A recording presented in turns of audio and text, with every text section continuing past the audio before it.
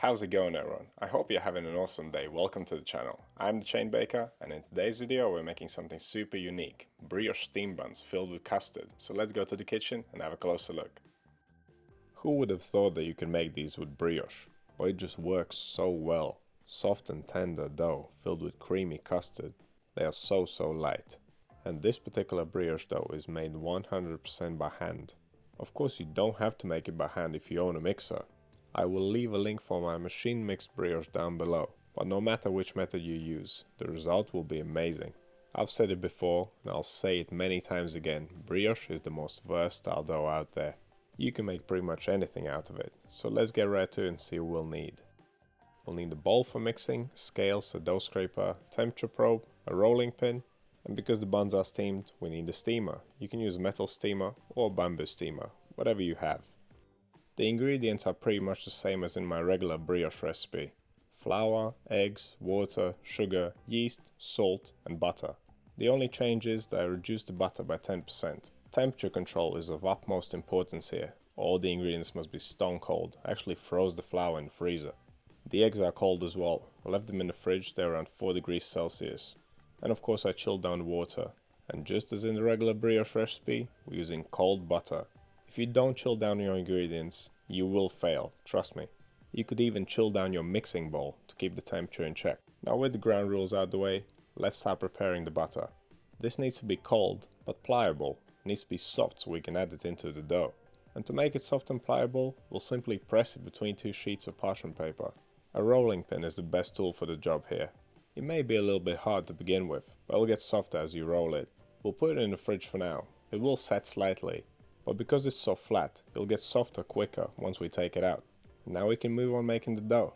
And there's no special methods here, we're simply going to mix all the ingredients. So grab a large bowl, add the eggs, the yeast, the salt, the sugar, add the water and give it all a good mix. You want to dissolve the salt and sugar and hydrate the yeast before adding the flour. Mix until you don't feel any more sugar scraping against the bottom of the bowl. Now we can add the flour, grab our scraper and mix this to a dough. You want to mix it in the bowl until there's no more dry flour left, and if the scraper's not doing the job, continue on by hand. Then pop the dough out on the table, we can start kneading it. And just out of curiosity, I'm going to check the temperature now. And as you can see, it's already gone up to around 9 degrees Celsius. Remember that all the ingredients were colder than this. That temperature increase comes just from mixing the liquid around in the bowl, so you can see why it's so important to keep your ingredients cold. Now let me tell you, this dough at the moment, it is quite tough. You're gonna have to pop a can of elbow grease for this one. We have to knead it like this by pressing it against the table for around 10 minutes. And it will get quite sticky along the way. So once in a while, stop and scrape up the mess and continue kneading. All the eggs and sugar inhibit gluten formation. And that's why it takes longer to knead this dough. But don't get discouraged. Just keep kneading it, keep working it and keep scraping it up and continue. Now if you're a bit of a germaphobe, you might not want to do this. But when the dough starts sticking to my hands, I just rub it off and add it back into the dough ball. I wash my hands thoroughly before making my bread, so it's no problem. Now getting close to the 10-minute mark, the dough has become a lot less sticky. I mean, it's still sticky, don't get me wrong, but it's not like it was before. It is quite manageable now. I'm gonna knead it just a few more times to make sure that it's nice and cohesive, and then we can start adding butter. At this point the dough will still tear quite easily, but we're not finished yet. And before we move on to adding the butter, let's just quickly take the temperature and see the difference. As you can see, after around 10 minutes of kneading, it's gone up by 14 degrees Celsius. Now if we added room temperature butter to this, the final temperature of the dough would be way too warm. The cold butter is what saves this recipe. To incorporate the butter, I'm going to use the same method as always. Stretch the dough out, then place the butter on it, fold the dough around it, and then squish it in. There's nothing special here, just brute force. Fold the dough around the butter, seal it in, then pick it up and start pressing it together. Really force the butter into the dough. This is called tearing in the fat, and you want to keep doing this for around a minute. And if you find it easy, you can place the dough down on the table and press it against the table. Once you feel that the butter is kind of incorporated, scrape it all up, and now we're going to continue with a different kneading method. This is the stretch and fold, and here's how it works. You pick the dough up by one side, turn it 90 degrees, stretch it against the table towards yourself, and fold it over forwards. Stretch and fold. In the beginning, it will stick to your hands, it will stick to the table. So just as before, scrape it up once in a while and continue kneading. I can assure you that this part is far easier than the first 10 minutes of mixing. Once you get a nice rhythm going, it's quite therapeutic and relaxing. Now we really need to develop the gluten, and that's why this part takes around 15 minutes. Now it may sound like a long time, and perhaps it is in bread terms, but like I said, it's very easy.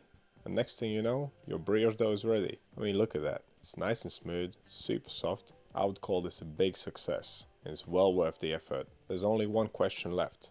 What's the temperature of this dough? Now, because we use cold butter, and because the stretch and fold method does not warm up the dough too much, we've hit the nail right on the head. Around 25 to 26 degrees Celsius is perfect for this dough. And from now on, it's just a regular brioche method. Pop it in the fridge for 1 hour to chill down, and after the first hour chilling, we can give it a fold. Folding serves a couple of purposes. It helps with cooling down the dough. The outside is cooled down, but the middle is still warm, so by folding we are distributing the temperature evenly throughout the dough. Folding will also increase tension in the dough. Because we mix it by hand and it contains a lot of butter, sugar and eggs, the dough is quite loose. And folding is a way of adding strength to the dough. It'll help it rise more vertically instead of spreading out sideways. And if you want to see a detailed video about folding, check out the episode in my Steps of Baking playlist. This dough can go back into the bowl, we'll cover it up and pop it in the fridge for another hour. And after the second hour of chilling, you can decide what to do. You can either leave it whole and use everything for one project, or you can do what I do and divide it in half and make a couple of different breads. And there's plenty to choose from in my brioche playlist. You can use this dough for any of the recipes there. If you're gonna keep it whole and use it for one project, you can just keep this in the fridge and skip the fold. But if you want to use it for a couple of projects, then weigh it first and divide it in half. There are so many different breads you can make with brioche. It's the most versatile dough ever. You can make donuts, croissants, loaves and buns and cakes and many other breads. Okay, so after dividing, we need to shape these into balls again. Flatten the dough, make sure all the little scraps and bits are on top, then fold the edge over the middle, going around in a circle until you reach point where you started. Then flip it smooth side up again and tighten it against the table. That's your dough ball done. This step is just the same as the fold that we did earlier. I would definitely suggest using cling film to wrap these up instead of placing them in a box, because the surface might go too dry. And don't wrap them too tight, because they will expand as they ferment in the fridge. If the dough explodes out of the cling film, the exposed surface will go dry. You gotta keep your balls safe. Now these can go into the fridge for up to 24 hours. Now we can make the custard. We'll need some full fat milk, egg yolks, sugar, cornstarch and vanilla paste. You can also use vanilla syrup, essence or fresh vanilla bean. Take a small pot and combine all the ingredients. We're not going to temper the eggs. I'm showing you the easiest custard recipe ever. If you follow my method, you will never have to temper your eggs again. It is enough hard work making that brioche dough. So an easy custard will give us a nice break. Once you've combined all the ingredients, give them a good whisking. Then bring the pot over to the stove and place it on medium heat. Whisk it occasionally whilst it's still warming up. But once it gets warm, you want to mix it continuously. Whisking it continuously is important to prevent it from sticking to the bottom. You'll feel it gradually getting thicker and thicker, and around 8 minutes after you place it on the stove, it should be nice and thick. Once it thickens, turn the heat off and keep whisking it for another 30 seconds. And that's how you make the easiest custard in the world. And just look at that, it's nice and smooth, there's no lumps at all. To make it easier to shape these buns, I'm going to freeze this in portions. If you have a silicone mold, that'll be the best thing for the job. You can also use silicone muffin cases, or anything that is flexible like this really. We want to be able to remove these once they are frozen. One of the brioche dough balls will make 6 large buns. If you would like to make more smaller ones, then simply divide the dough and the custard into more portions. Now if you don't have absolutely anything to freeze your custard in, you could simply freeze it on a piece of non-stick paper. Just pipe it nice and neat and it should be fine. But regardless of what you do, pop it in the freezer uncovered just like this. Now it's the next day, we can continue on with the dough. And it has puffed up quite well whilst it was fermenting. I actually left this in the fridge for 48 hours. Not that I'm suggesting you should do this, I was simply too busy. Now at this point we can divide it. Weigh your dough and cut it into 6 equal pieces. I'm curious, do you own a mixer? Let me know down in the comments. Right, after dividing, we need to pre-shape this dough. At the moment, it's all misshapen and random. So take a piece of dough, make sure that all the little scraps and bits are on top, flatten it out, then fold the edge over the middle, going around in a circle until you reach point where you started. Don't shape it too tight. Now you can flip it smooth side up again, slightly tighten it against the table, and that's the pre-shaping done. The reason for not tightening the dough balls too much now is because this is purely for aesthetics. We're trying to make the dough nice and smooth without making it too tough, because soon we'll need to roll this out and fill it with custard. And that's why after pre-shaping we need to let it rest, to let the gluten relax and let the dough warm up a little bit. Around 45 minutes should do it. Now it's final shaping time. Let's take a quick look at the custard. It's frozen solid. Having it like this makes the shaping process so much easier. So let's get to it. Grab a dough ball, roll it around with a little bit of flour, and place it on the table and flatten it out by hand. You want to start it off by hand. Make sure it's nice and flat and round. Then take the rolling pin and finish rolling it out. And it doesn't have to be big. Around 10 centimeters or 4 inches in diameter should be enough. Once you've got it to that size, using the rolling pin, flatten out the sides. We want to create a thin edge and leave the middle nice and thick. This will ensure that there's more or less an even amount of dough on both sides of the custard. You can clearly see now that there's a bump in the middle. That's exactly what you want. Now take the custard and place it on the dough. I placed it with the smooth side down, because at the end that will be the side that's pointing up. And all you need to do now is pick it up and seal the dough around the custard. Don't stretch it too much, just fold it around. Pinch the dough together using your fingertips. You can also seal it by pressing it against the bottom. And because the custard is frozen and solid, it doesn't distort the bun. So there's no need to be too gentle here. Just make sure everything's closed up, make sure the bun's nice and round.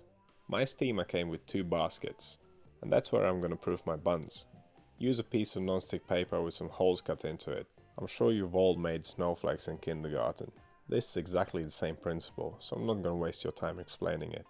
The paper prevents the buns from sticking, and the holes let the steam through.